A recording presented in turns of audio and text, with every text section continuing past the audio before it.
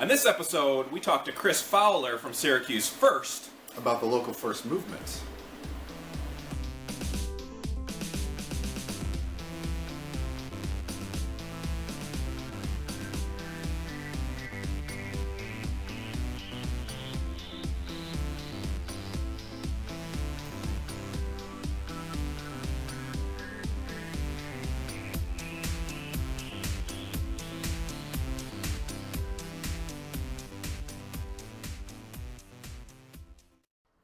Hey everybody, this is Ben Riley down at Life of Riley Distilling in Cazenovia, along with Jason Emerson. And our very special guest, Chris Fowler.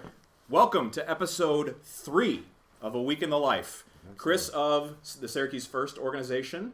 My daughter had a blast saying that in the intro, by the way. Yeah. So we taped that last night and she had a blast. It's fun to say that. It is. So welcome. Thanks for being here. Thanks for having me. Yes, absolutely. And I would like to, we want to give a shout out to Judith Hight, J.S. Hight and Sons wine shop in Cazenovia. Cheers. They have supplied, cheers, the French wine we're drinking here tonight.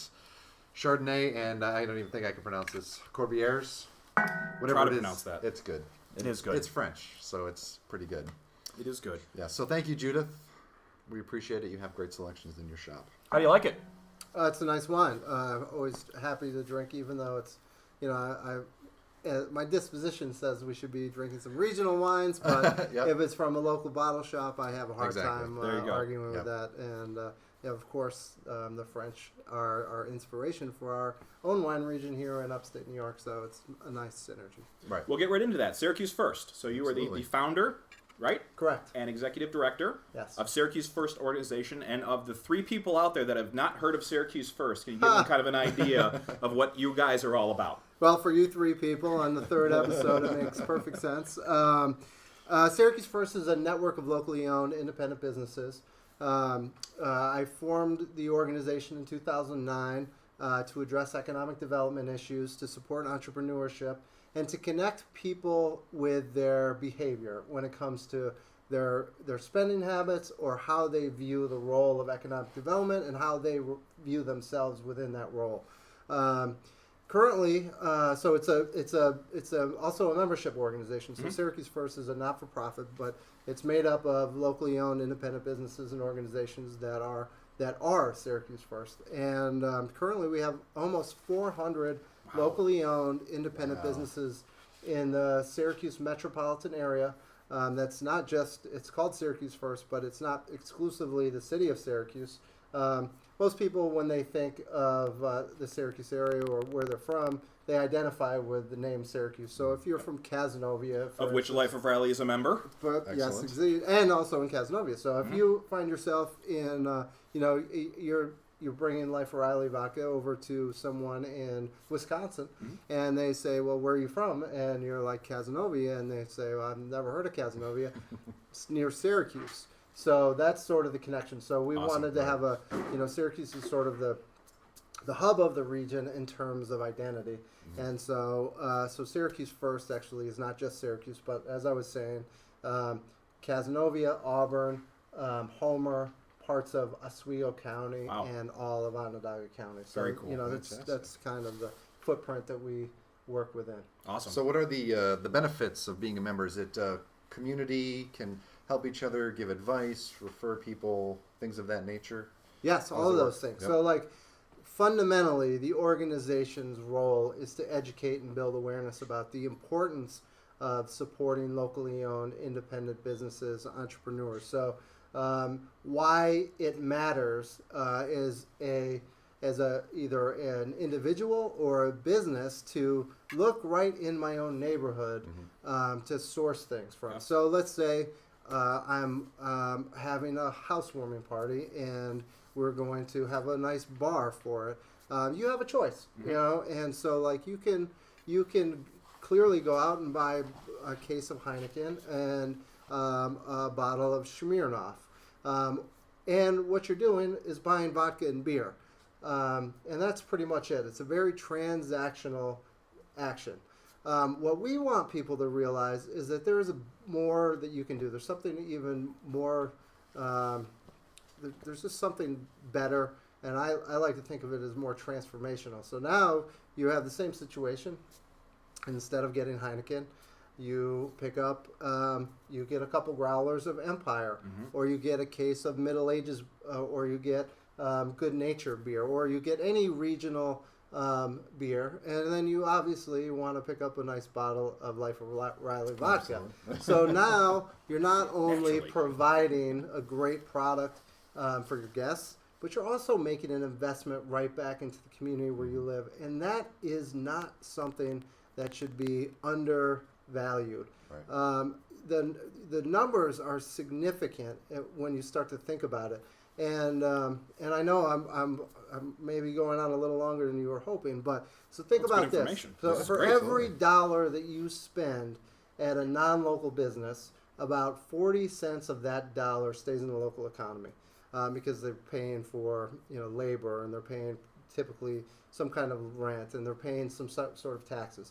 But if you spend that same exact dollar at a locally owned independent business, on average, usually at the low end, actually not average, the low end, about 73 cents of that dollar is staying in the local economy. So that's almost 4 times as much of that dollar being reutilized and reinvested back into the community where you live. So we talk a lot about creating jobs and having a healthy economy and giving people opportunity in upstate New York. For decades we said, well, how are we doing this? And we've lost all these manufacturing jobs, and we haven't thought about how we can change this. And there are ways that we can do it on an individual level. We have more power in our wallet, even if you don't have a lot of power in your wallet, to change the outcomes of the economy and the health of our community just by the decisions that we make on a daily basis, whether it's something as mundane as beer and vodka, which vodka is clearly not mundane. Buy lots of Life of Riley. I was going to jump in and be like, what? Come on. Or more significant, like a mortgage, or taking it out with a local regional bank or a credit union. These things matter, and no one was telling that story. No one was saying to anybody as an individual that you matter and the decisions that you make have consequences. And we need to nurture that, and you need to realize that this community lives and dies on the decisions that we all make, and it's not just some distant governments. It's not just who we consider to be powerful people in regions and communities. It's each and every one of us. Until we take ownership of that, that we're going to continue to have the same kind of struggles that we've had for decades at a time. So to make a short story long, there was something of a need, and I thought, somebody has to do it.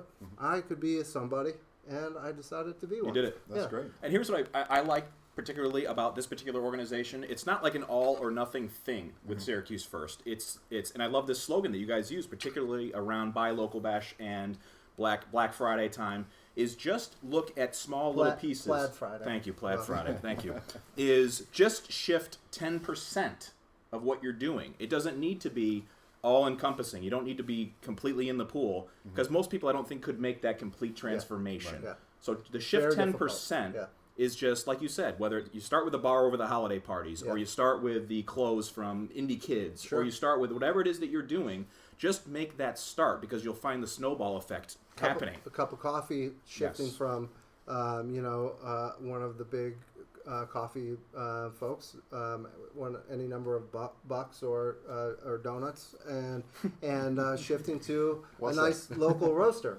Kubal, Recess, Dave's Diner, who uses Cafe Kubal. Pewter Coffee Company is my new who favorite. uses a nice Ithaca coffee. There's Sam's or Peaks Coffee just down the road from here. There's a number of them, and it's a beautiful thing.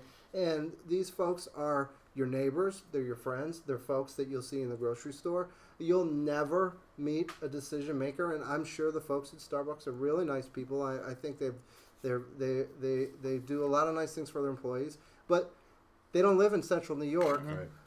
You're never going to be able to say to them as you can to Matt Goddard or Adam Williams at Recess. It'd be really neat if you would consider making hot chocolate.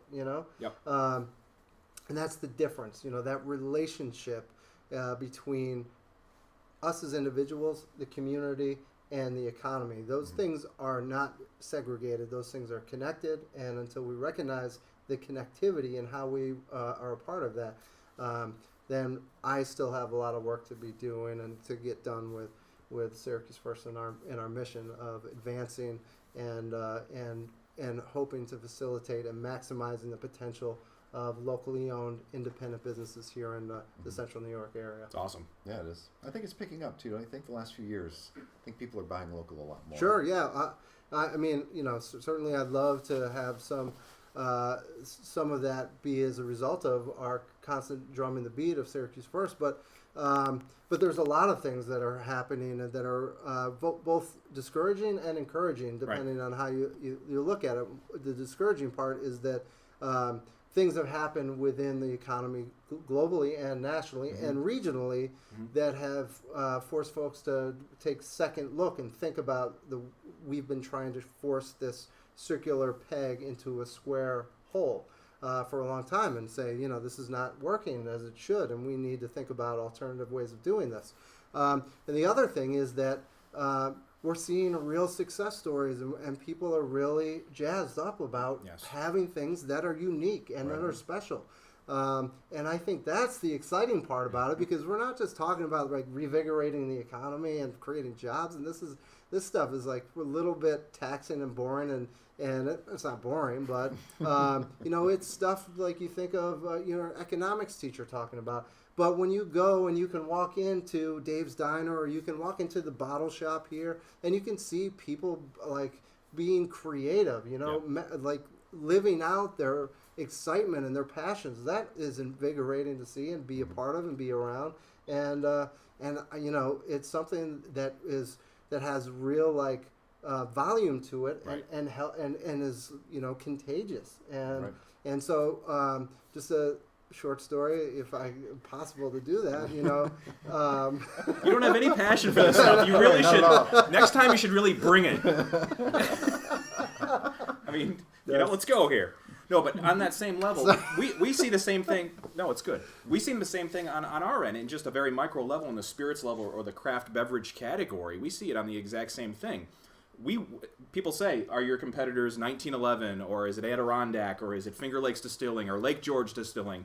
No. Yeah. We support them as much as they support us. Yeah. If somebody's going to make a decision over Stoli, Smirnoff, Svedka, Absolute, or any of those things, I would rather have them make the decision to go to Danielle over at 1911 rather than have them buy Stoli. Yeah. I mean, I would much rather have that because they've already made the mindset switch that they want to buy local and support local. And that's huge. When that's like the captivating possibility is this cultural shift. That's what we're really shooting for, because that's when we start to like move from this idea of 10% shift and these small changes in our behavior to really large opportunity shifts and real investment into the region and into people. Exactly. There's something important about ownership and being able to have some self-determination in how your community looks, feels, and moves.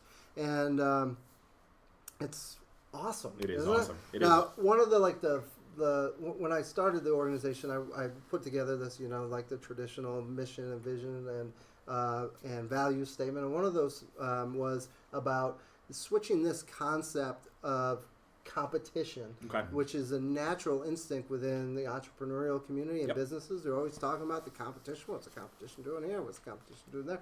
But shifting this mindset to collaboration. Yes. And you just sort of embodied what this is about. And so, because if Ben Riley, Life of Riley, is making this incredible vodka, and the folks over, 10 miles away in Lafayette are making 1911 vodka, and the folks over in Utica are doing the 80K vodka, and so on and so forth. Yep. If you start to see those folks closing and like saying, this vodka is not working, no one wants it, you know what that means? You're next. Exactly right. So you are all healthy together, and the stronger you are individually, the stronger you are cumulatively, and that means that people are making this decision that they're moving away from these brands that are owned by huge multinational conglomerates that are so disconnected from the people that actually drink it and are thinking solely about typically stock performance and gains that don't have anything to do